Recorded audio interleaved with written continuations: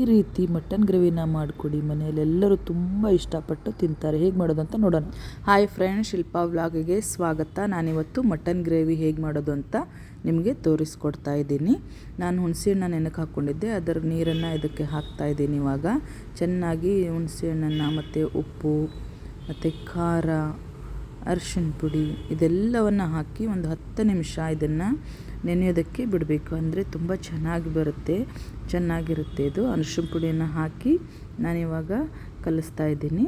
ಕೈಲಿಂದನೇ ಕಲಿಸ್ಬಿಟ್ರೆ ಸ್ವಲ್ಪ ಚೆನ್ನಾಗಿ ಎಲ್ಲನೂ ಹಿಡಿಯುತ್ತೆ ಅದು. ಸೊ ಹೀಗಾಗಿ ಕೈಲಿಂದ ಕಲಿಸ್ತಾ ಇದ್ದೀನಿ. ನಾನಿಲ್ಲಿ ಒಣ ಕೊಬ್ಬರಿಯನ್ನು ಬಳಸ್ತಾ ಇದ್ದೀನಿ. ಇದನ್ನು ಗ್ಯಾಸ್ ಮೇಲೆ ಸುಡಬೇಕು. ಈ ಕಡೆಗೆ ಹಾಗೆ ಇದಕ್ಕೇನು ಆಯಿಲ್ ಹಾಕಿ ಸುಡು ಹೋಗಿಲ್ಲ, ಹಾಗೆ ಡೈರೆಕ್ಟಾಗಿ ಗ್ಯಾಸ್ ಮೇಲೆ ಸುಡಬೇಕು. ಈ ಕಡೆಗೆ ನಾನು ಉಳ್ಳಾಗಡ್ಡಿಯನ್ನು ಹಾಕ್ಕೋತಾ ಇದ್ದೀನಿ. ಇದಕ್ಕೂ ಏನು ಆಯಿಲ್ ಹಾಕೋದಿಲ್ಲ, ಹಾಗೆ ಡ್ರೈ ಮಾಡಬೇಕು. ಅದನ್ನು ಜಸ್ಟ್ ಫ್ರೈ ಮಾಡಿದರೆ ಸಾಕಾಗತ್ತೆ ಅದು. ಈ ಕಡೆಗೂ ನೋಡಿ ಉಳ್ಳಾಗಡ್ಡಿ ಇಷ್ಟೊಂದು ಫ್ರೈ ಆಗಿದೆ, ಇಷ್ಟು ಸಾಕು. ಇದಕ್ಕೆ ನಾನೀಗ ಗರಂ ಮಸಾಲ ಹಾಕ್ಕೋತಾ ಇದ್ದೀನಿ. ಚಕ್ಕೆ, ಏಲಕ್ಕಿ ಮತ್ತು ಲವಂಗ ಎಲ್ಲನೂ ಸ್ವಲ್ಪನೇ ಹಾಕೋದಿಲ್ಲ, ಅಂದರೆ ಇದು ತುಂಬ ಸ್ಮೆಲ್ ಬಂದುಬಿಡುತ್ತೆ. ಸೊ ಹೀಗಾಗಿ ಸ್ವಲ್ಪನೇ ಹಾಕ್ತಾಯಿದ್ದೀನಿ ನಾನು. ಮತ್ತು ಸಾಜೀರಿಗೆಯನ್ನು ಹಾಕ್ತಾಯಿದ್ದೀನಿ. ಸಾಜೀರಿಗೆ ಹಾಕಬೇಕು ಇದಕ್ಕೆ.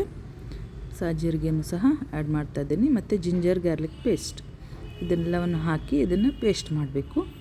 ಸೊ ಈ ಕಡೆಗೆ ನಾನು ಪಾತ್ರೆಯನ್ನು ಇಟ್ಟು ಇವಾಗ ಕುಕ್ಕರಲ್ಲಿ ಆಯಿಲ್ ಹಾಕ್ತಾಯಿದ್ದೀನಿ.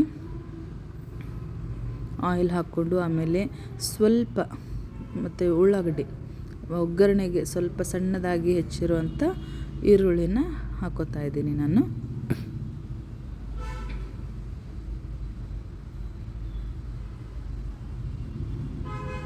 ಇವಾಗ ಕಲಸಿರುವಂಥ ಮಟನನ್ನು ಇದಕ್ಕೆ ಹಾಕ್ತಾಯಿದ್ದೀನಿ.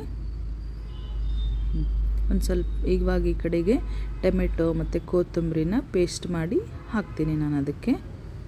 ಇವಾಗ ನೋಡಿ ಪೇಸ್ಟ್ ಆಗಿದೆ ಇದು. ಇದನ್ನು ಇದಕ್ಕೆ ಹಾಕ್ತಾಯಿದ್ದೀನಿ. ಚೆನ್ನಾಗಿ ಕುದ್ದಿದೆ ಅದು, ಇನ್ನೂ ಹೆಚ್ಚು ಕುದಿಬೇಕು. ನೋಡಿ ಈ ಥರ ಆಗ್ತಾಯಿದೆ, ಚೆನ್ನಾಗಿದೆ. ಒಂದು ಕುದಿಬೇಕು. ಇದನ್ನು ಪೇಸ್ಟ್ ಮಾಡ್ಕೊಂಬರೋಣ. ಆವಾಗ ಮಾಡಿಟ್ಟಿದೆಯಲ್ಲ ಅದನ್ನು ಪೇಸ್ಟ್ ಮಾಡ್ಕೊಂಬರೋಣ. ಪೇಸ್ಟ್ ಆಗಿದೆ ಫ್ರೆಂಡ್ಸ್, ನೋಡಿ ಹೀಗಾಗಿದೆ. ಇಷ್ಟಾದರೆ ಸಾಕಾಗತ್ತೆ, ತೀರಾ ನುಣ್ಣಗೆ ಮಾಡಬೇಕಂತ ಏನಿಲ್ಲ. ಈ ಥರ ಆದರೆ ಸಾಕಾಗುತ್ತೆ. ಇದು ಕುದಿ ಬಂದಿದೆ ನೋಡಿ, ಆಯಿಲೆಲ್ಲ ಬಿಟ್ಕೊಳ್ತಾ ಇದೆ ಅದು. ಇವಾಗ ಅದನ್ನು ಆ್ಯಡ್ ಮಾಡ್ತಾಯಿದ್ದೀನಿ.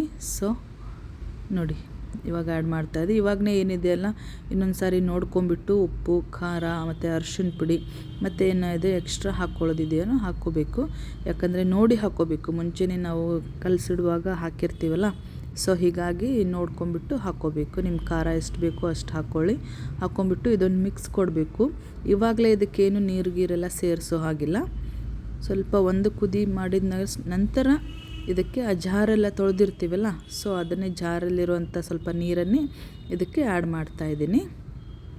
ನೋಡಿ ಇವಾಗ ಇದನ್ನು ಒಂದು 3 ವಿಸಿಲ್ 3 ಸೀಟಿ ಆದರೆ ಸಾಕಾಗುತ್ತೆ ಇದು. 3 ಸೀಟಿ ಆದರೆ ಸಾಕಾಗುತ್ತೆ ಇದು. ಚೆನ್ನಾಗಿ ಕುದಿಯುತ್ತೆ, ಯಾಕಂದರೆ ಮೊದಲೇ ಕುದ್ದಿದೆಯಲ್ಲ. ಸೊ ಇವಾಗ ಆಗಿದೆ ನೋಡಿ, 3 ಕುದಿ ಆಗಿದೆ. ತುಂಬ ಚೆನ್ನಾಗಿ ಬಂದಿದೆ ಫ್ರೆಂಡ್ಸ್, ತುಂಬ ಟೇಸ್ಟಿಯಾಗಿರುತ್ತೆ ಮತ್ತು ತುಂಬ ಸುಲಭವಾಗಿ ಕೂಡ ನಾವು ಮಾಡ್ಕೋಬೋದು ಇದನ್ನು. ನೋಡಿ ಎಷ್ಟು ಚೆನ್ನಾಗಿ ಬಂದಿದೆ ಅಲ್ಲ. ಇದನ್ನು ನಾನು ಈಗ ಸರ್ವ್ ಮಾಡ್ತೀನಿ, ನಿಮಗೆ ಗೊತ್ತಾಗುತ್ತೆ. ನೋಡಿ ಇವಾಗ ಎಷ್ಟು ಚೆನ್ನಾಗಿ ಬಂದಿದೆ, ಚೆನ್ನಾಗಿ ಕುದ್ದಿದೆ. ಪೀಸಸ್ ಎಲ್ಲ ನೀಟಾಗಿ ಕುದ್ಬಿಟ್ಟಿದೆ ಎಲ್ಲ. ನೋಡಿ ತುಂಬ ಚೆನ್ನಾಗಿರುತ್ತೆ, ತಿನ್ನೋದಕ್ಕೂ ಟೇಸ್ಟಾಗಿರುತ್ತೆ ಮತ್ತು ನೋಡೋದಕ್ಕೂ ತುಂಬ ಚೆನ್ನಾಗಿರುತ್ತೆ. ತುಂಬ ತಳ್ಳಗೆಲ್ಲ ಮಾಡಿದ್ರೆ ಸರಿ ಅನಿಸಲ್ಲ, ಇಷ್ಟು ತಿಕ್ಕಾಗಿದ್ದರೆ ಸಾಕು ಗ್ರೇವಿ.